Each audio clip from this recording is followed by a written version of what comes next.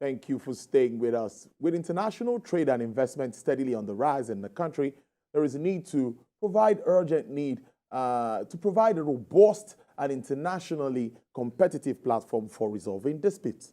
The Arbitration and Mediation Act 2023, which was signed into law in May, is not just another legal update, but a transformative blueprint that seeks to strengthen Nigeria as a preferred destination for arbitration and mediation.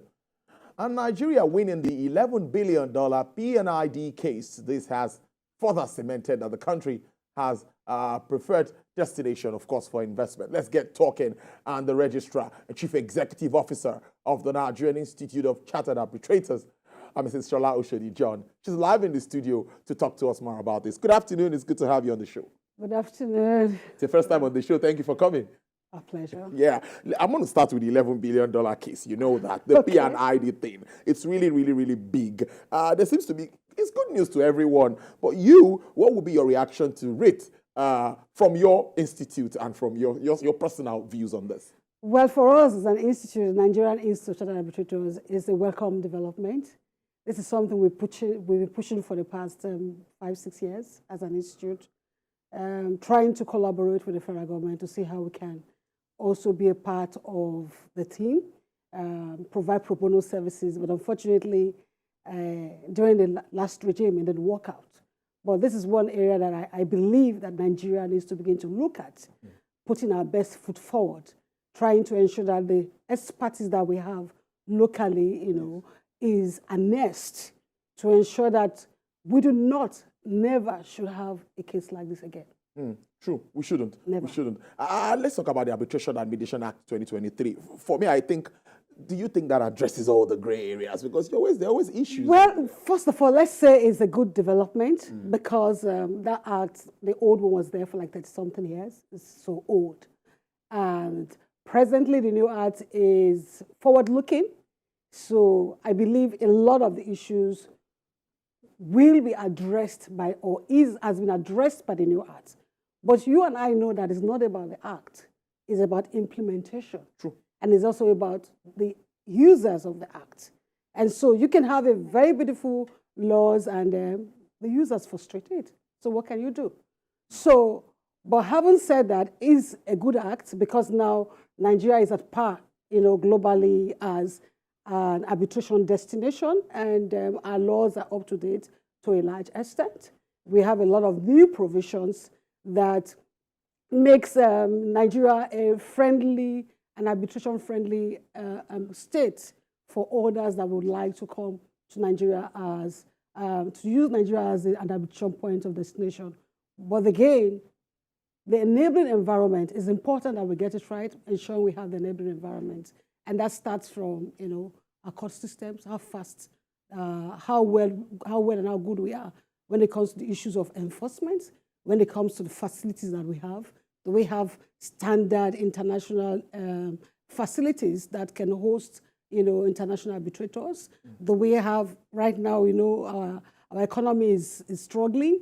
Do we have fiscal policies that also will support the growth of arbitration? So there's really a lot that you need to do to put in to become an arbitration destination for other nations, other state parties as well. And this is what Nigeria is looking at. So for us as an institute, it's a welcome development. We are very excited by the new act because also the new act gives Arbitration Institute, that like the Nigerian Institute of Chartered Arbitrators Arbitration Center. We have a center to be able to do a lot, unlike in the past where we were just that, rendered sometimes functions officials where we really felt we needed to act because the old law didn't give us those powers. So a lot of the practice in arbitration today has now been enacted as law. So it's not a question of, it's just a question of, is the practice, but now it is the law, and you have to comply with it.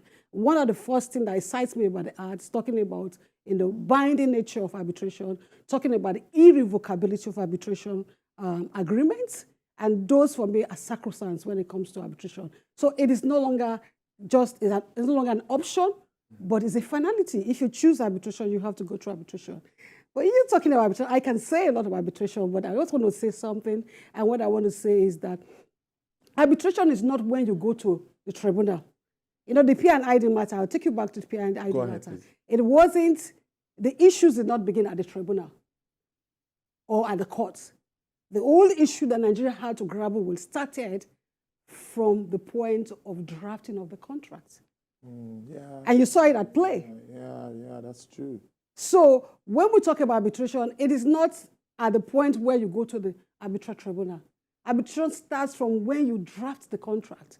Unfortunately, in Nigeria, not much attention is paid to drafting of contracts where you have arbitration clauses, particularly at the government level. And I can tell you that there are so many other arbitration matters like this that the federal government is contending with. And so some we will lose, some we will win. But I believe as an institute and also as someone that is in the arbitration space, we need to start by getting our acts right from the very beginning. That is at the point of drafting. Employ, engage professionals, experts that has specialized skills when it comes to negotiating contracts on behalf of the state. Don't just put people there because they know somebody or because it is good for them to do, or because they are maybe directors of ministry with due respect and so they qualify. No, it takes specialized skills to be a good negotiator, to be a good contract administrator. So those are the things that Nigeria needs to begin to put in place. And like I said earlier, we need to also now look inwards. Let us begin to appreciate our homegrown arbitrators, our homegrown professionals, because for so many years we have neglected what we have and we had continued to think about importing. We export arbitration matters out instead of using local experts. And arbitration is a skill, it's an act. If you do not put money into it, if you do not train people, it's like an apprenticeship. They are not going to be very good at it. So the time has come for us to begin to think about developing our own capacities, technical capacities, so that when we have arbitration matters, like before they even get to this level, we know what to do, we know how to handle it. And this is part of what we are doing in our conference that is coming up. You took my next question and I'm going there. Yes. I want to ask what you're doing as an institute to reposition arbitration and, of course, ADC practice across. What are you doing as an institute? So well, for our institute, we are 43 years old. 43? Yes, we're founded by late Prince Bola Ajibola, SAN, of blessed memory. And what we have done is that we have been able to domesticate arbitration for Nigerians and by Nigerians. And so what that means is that we push, our mandate is to ensure that Nigerians are trained to not just become qualified arbitrators, but have technical expertise to be able to function as arbitrators across sectors, across professional sectors. So we always say that arbitration is not about law because every profession has dispute. And for every profession, you will need technical experts in those specialized areas to handle those disputes. So this is what our institute has been doing. And and every year we have an annual conference where we bring in arbitrators from all over the world, globally, both physically as well as by virtual remote participation, to talk about the current trends in arbitration, to talk about how we can build collaborations and synergies across board to be sure that Nigeria is not just into arbitration, but that Nigeria is a force to reckon with when it comes to arbitration. And so in November the 15th to the 17th, the Nigeria Institute of Arbitration is having an African arbitration conference on arbitration and ADRO. We are going to be exploiting and looking at the issues of the new Arbitration Act, like you talked about. Yes, we want to look at important. it also from the technology perspective, from the new laws like emergency arbitrators, third-party fund. There are a lot of new provisions. We also want to look at the P&ID matter as well, because one of the major, I want to recommend that at the conference that people come in. We have special slots for people that really are interested. The institute is willing to give free slot for people that want to join virtually. Why? Because one of the takeaway for us as an issue is that the P&ID matter was the locus classicus on arbitration. If you've not read it, I will ask that you please go read that judgment. Of the court, because he did mention a lot, and he was able to identify 4 major issues, and 2 of them are issues that we are dealing with in Nigeria, the issues of contract drafting.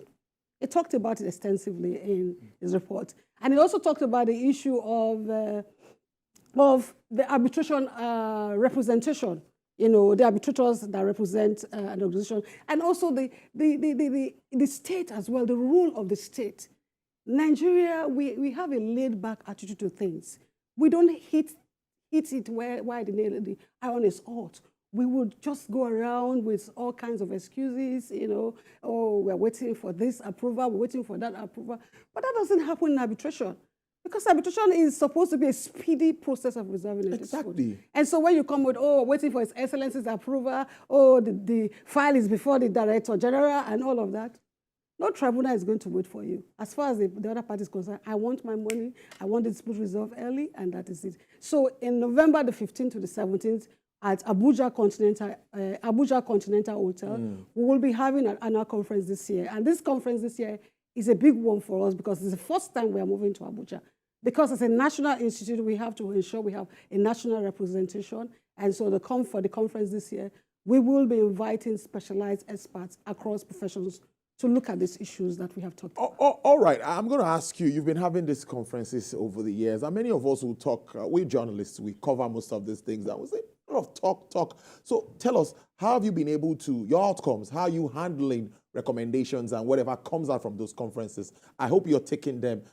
Implementation is something that's also very key. Are you submitting any requests to government? Yeah, I'm very happy that you have asked this question. Like I said earlier, I said something about implementation. Yes.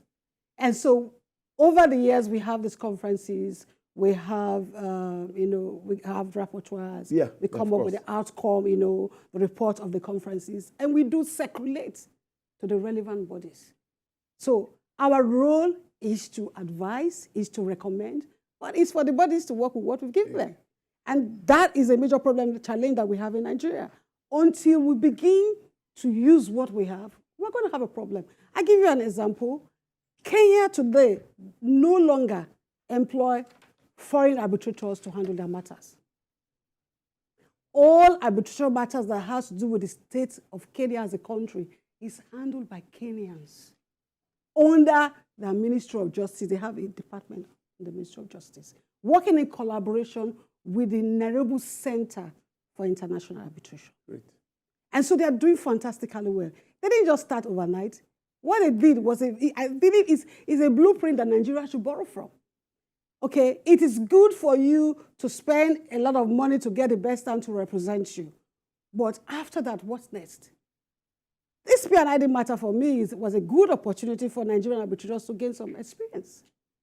Nigerian arbitrators should also, and Nigerian lawyers should also have been part of those teams, so that at the end of the day, they learn from the process, they learn from all the court's presentations and all the papers that are developed, and then we come back home. If we have a team that does that continuously for the next 5 years, I tell you, with the kind of expertise, the kind of skills and knowledge that we have in Nigeria, we won't need to continue to employ foreign arbitrators to represent us in arbitration matters. This is what we need to look at. And also we need to look at making Nigeria an attractive destination for arbitration. The government needs to now begin to put its money to make sure that they fund arbitral centers in Nigeria. Because if you do not fund us and we are not able to develop to the level where we can compete internationally, Nigeria is the one losing.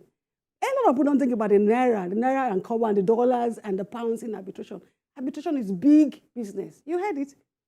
$11 billion. $11 billion. Imagine if that matter has gone against us. Yeah. How much is going to the lawyers? How much is going to the parties? The expert witness? Everybody down the line going to be making cool money from it. Not to talk of the hotels. Not to talk of the administrative staff. There's a lot of money involved in arbitration. So I think that the government now needs to begin to look inward. We're talking about what do we do to make sure that Nigeria also is into production. For me, that's production, because we are providing service.